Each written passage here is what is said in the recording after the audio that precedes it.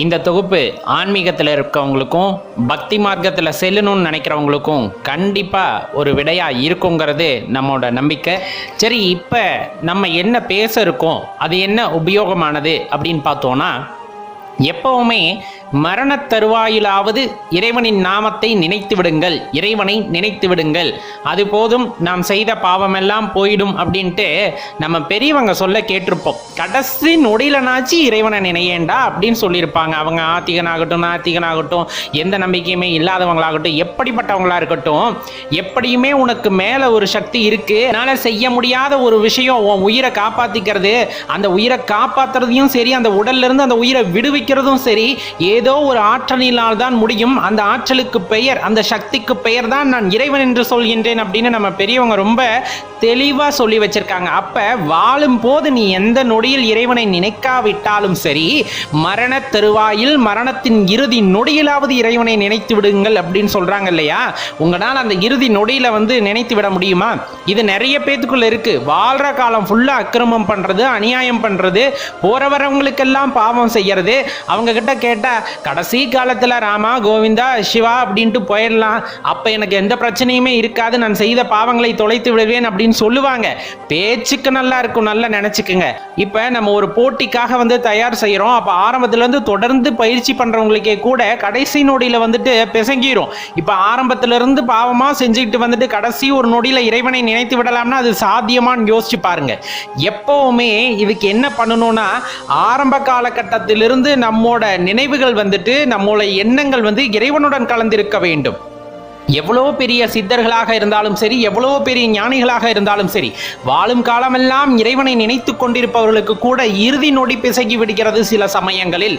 ஆனா இப்ப நம்ம எல்லா தவறுகளையும் செஞ்சுட்டு சின்ன வயசுல போகமும் மோகமுமா இருந்துட்டு கடைசி ஒரு நொடியில இறைவனை நினைத்து விடலாம் அப்படின்னு நினைக்கிறது அஞ்ஞானத்தை தவிர வேறொன்றும் இல்லை. நல்லா தெரிஞ்சுக்குங்க, இதை முழுவதும் புரிந்து கொள்ளுங்கள். அதைத்தான் நம்ம சொல்றோம். அப்ப சிறு வயது முதலே, உங்களுக்கு விவரம் தெரிந்தது முதலே, நம்மை மீறிய ஒரு சக்தி இந்த பிரபஞ்சத்தில் இருக்கின்றது. அந்த சக்திக்கு பெயர்தான் இறைவன் என்பதை உணர்ந்து கொண்டு அவரை உணர முற்படுங்கள். உங்கள் மனதை அந்த இறை சக்தியுடன் செலுத்துங்கள். எந்நேரமும் எப்பவெல்லாம் நீங்க ஓய்வெடுக்கிறீங்களோ அப்பவாவது குறைந்தபட்சம் இறைவனின் சிந்தனைகளில் இருங்கள். அந்த காலத்துல எல்லாம் பாத்தீங்கன்னா சத் சங்கம் அப்படின்னு இருந்தது. பெரியோர்கள் நிறைய ஆன்மீக கதைகளை சொல்லிக்கிட்டே இருப்பாங்க. நம்ம சின்ன வயசுல கூட ஊர்ல தாத்தாங்கிட்ட எல்லாம் கேட்டீங்கன்னா நீதி நெறி கதைகளவா சொல்லி நிறைய தாத்தாவை பார்த்திருக்க முடியும். இன்னைக்கு சொல்றதுக்கு தாத்தாவும் இல்லை, கேட்கறதுக்கு நம்மளுக்கு அந்த பொறுமையும் இல்லை அப்படிங்கிற அளவுக்கு ஆயிடுச்சு. ஆனா இறை சிந்தனை அப்படிங்கிறது எப்பவுமே இருக்க வேண்டிய ஒன்று. நல்லா தெரிஞ்சுக்குங்க. ஆடி ஓடி அலைஞ்சு ஒடுங்கி ஒரு இடத்துல இந்த கூடு படுக்கும், ரத்தம் சுண்டும், நரம்பெல்லாம் தளர்ந்து போகும். அந்த நேரத்துல கை கால் எதுவுமே அசைக்க முடியாம போகும். உயிர் பிரியக்கூடிய சூழ்நிலை வந்துருச்சு அப்படிங்கிறத நம்ம உணர்ந்துப்போம். அந்த நேரத்துல பாத்தீங்கன்னா காது செயல்படாது, காது மந்தமாக ஆரம்பிச்சிருது, மூக்குல உங்களால மூச்சை இழுத்து விடுறதுக்கே சிரமப்படுவோம். அதே போல உடல் எல்லாம் தளர்ந்து விடுகிறது, கண் கொஞ்சம் கொஞ்சமாக மங்கும். அந்த நேரத்தில் நாம் மரணத்தை உணர்ந்து கொள்வோம். மரண பயம் அப்படிங்கிறது நம்மை தொற்றிக்கொள்ளும். மரண பயம் தொற்றிக்கொண்டு விட்டால் அந்த அலறலில், அந்த துடிப்பில் நீங்கள் இறைவனை நினைக்க முடியுமா அப்படின்னா, முழுமையாக இறைவனை சரணடையாத மனது எப்படி அந்த கடைசி நொடியில் இறைவனை நினைக்கும் அப்படிங்கிறத உண்மை. பெரியவங்க சொன்னது உண்மைதான். நீ கடைசி நொடியிலாவது இறைவனை நினைத்து விடு, கட்டாயம் இறைவனை சென்றடைந்து விடலாம் என்று. ஆனா அந்த மரண பயம் தொற்றிக்கொண்டால் உங்களுக்கு இறைவனின் ஞாபகம் அந்த நேரத்தில் வராது. மனதை ஒருமுகப்படுத்தி பயிற்சி இல்லாதன் காரணமாக, வாழும் காலங்களில் இறைவனின் மீது நமது நாட்டத்தை செலுத்தாததன் காரணமாக அந்த மரணப்படுக்கையில் நம்மை சுற்றி இருப்பவர்கள் பேசுவது நம் காதுக்கு கேட்குமே தவிர நம் மனமானது இறைவனுடன் லயத்து போகாது. ஒரு வகையில் நாம் லயத்து போயிருந்தால் மட்டும்தான் நம்மை சுற்றியிருப்பவர்கள் பேசுவதோ அல்லது அவர்கள் நமக்கு காட்டும் செய்கைகளோ தெரியாமல் நாம் இறைவனின் நாட்டத்தில் முழுமையாக சென்றிருந்திருக்க முடியும். அந்த தருவாயில்தான் எப்பொழுது அந்த இறுதி தருவாயில் தான் கண்ணெல்லாம் மங்கி போய் காதெல்லாம் சுத்தமாக அப்படியே கேட்காத நிலைமைக்கு வந்து என் உடலெல்லாம் தளர்ந்து அந்த உயிரானது எனது இந்த கூட்டை விட்டு பிரியும் போது இறைவன் நமக்கு மெதுவாக காட்சி தருவார். அந்த கடைசி நொடியிலாவது இறைவனின் தரிசனத்தை கண்டுவிடுங்கள் அப்படின்னு சொல்றதுக்கு காரணம், நம்ம இந்த பூவிலகள் பிறந்ததே அந்த இறைவனை உணர்வதற்குத்தான்.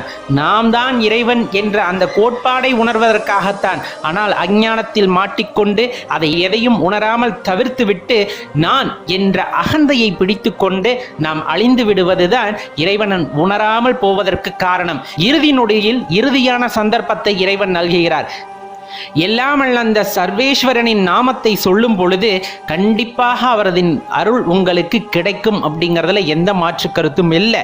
அப்ப அந்த ஆன்மீகத்துல நாட்டம் செலுத்துறதுக்கு, பக்தியில நாட்டம் செலுத்துறதுக்கு எனக்கு வயது வந்துட்டு ஒரு கூறா 60 வயசுக்கு மேல நினைத்துக்கலாம் அப்படின்னா கண்டிப்பா கிடையாது. நாள் எத்தனை என்று நமக்கு தெரியாத போது 60 வயதிற்கு மேல் நான் இறைவனை நினைத்துக் கொள்வேன் அப்படிங்கிறதே மடமை அப்படிங்கிறத நல்லா தெரிஞ்சுக்குங்க. இந்த நொடி உன்னால் இறைவனை பற்றி சிந்திக்க முடியாவிட்டால் நீ வேறு எந்த நொடியில் சிந்திக்க போகின்றாய் என்பது நீதான் பதில் கூற வேண்டும். இறைவனை நாடி சென்றவர்கள் என்றுமே தோற்பது இல்லை. யாருக்கும் அவர்கள் தொந்தரவு இழைப்பதில்லை. யாரையும் அவர்கள் ஏமாற்றப் போவதும் இல்லை. உண்மையான ஆன்மீகம் அப்படிங்கிறது நமக்குள்ள இருக்கு. அதை தேடுங்க. எப்பவுமே நமக்குள்ள இறைவனின் தரிசனத்தை கண்டுகொண்டே இருக்கும் போது அந்த இறுதி நொடி, நாம் கண்ணை மூடும் அந்த இறுதி நொடியில் நம் கண்களில் இறைவன் மட்டுமே இருப்பார். நம் காதுகளில் இறைவனின் அந்த நாமம் மட்டுமே கேட்கும். நம் வாய்களும் அந்த நாமத்தை மட்டுமே சொல்லிக் கொண்டிருக்கும். என் உடலுமே இறைவனாக மாறிவிடும் அப்படிங்கிறது தான் உண்மையான விஷயம். அப்ப இந்த உண்மை தத்துவத்தை புரிந்து கொள்ள வேண்டும் என்றால் ஆரம்பம் முதலே நாம் படிப்படியாக நமது மனதை இறைவனிடம் செலுத்தி பழக்க வேண்டும். இறைவனை உணர்வதற்கு இந்த மனதை பழக்க வேண்டும். அவ்வாறு பழக்கிவிட்டோம் என்றால் அந்த உயிர் பிரியும் நொடி இறைவனின் நாமத்தை சொல்லி இந்த கூட்டிலிருந்து அந்த உயிர் பிரிந்து அந்த இறைவனோடே சென்று விடுவோம் அப்படிங்கிறத மனசுல வச்சுக்கிட்டு என்றுமே இறை சிந்தனையில் வாழ்ந்திருங்கள். அந்த இறைவனின் அருள் நமக்கு கிட்டும் அப்படின்னு உங்களிடம் உறுதியாக என்னால் சொல்ல முடியும் நண்பர்களே. ஓம் நம சிவாய் அப்படிங்கிறது எப்பவுமே நம்மை காக்கக்கூடிய மந்திரம். என்றுமே நம்மை காத்து வந்திருக்கும். இறுதியிலும் நம்மை காப்பதாக அது இருக்கும் அப்படிங்கிறதுல எந்த மாற்று கருத்துமே கொள்ள வேண்டாம் நண்பர்களே. நன்றி, வணக்கம்.